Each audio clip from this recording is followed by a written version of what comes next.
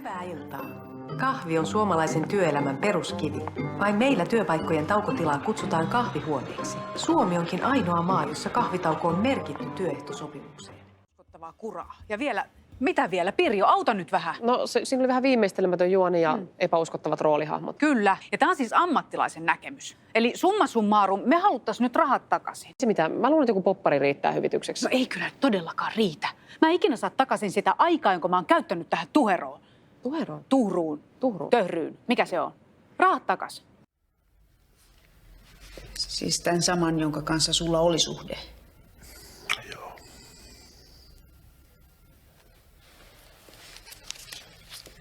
Sä taidat etsiä semmoista vahvaluontoista ja värikästä naista, koska sun elämässä ensimmäinen naishahmo oli sellainen. Tuu mukaan kattoo yhtä ääniperformanssia. Se on tosi siisti. Siinä tää niinku oskillaattori sellaista psykedeellistä äänimassaa. Niinku... Sitten se yhdistää ihmisen alkuääntä. Niinku sellaista... Ja sitten elektronista värähtelyä siihen niinku sekaan. Silleen...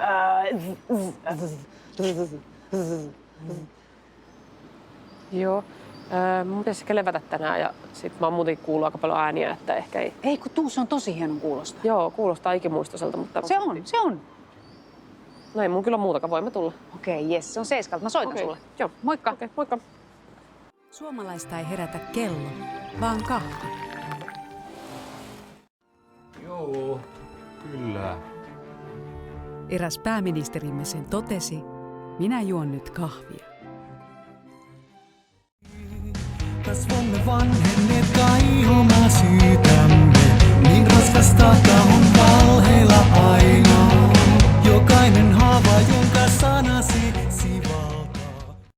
Kun tekee töitä rikollisille, niin sitä on nopeasti heidän otteessaan. Vaikka parempi olisi pitää se ote omasta elämästä itsellään. Mä näen sussa paljon potentiaalia, paljon hyvää. Mutta sun pitäisi vaan nähdä se itse.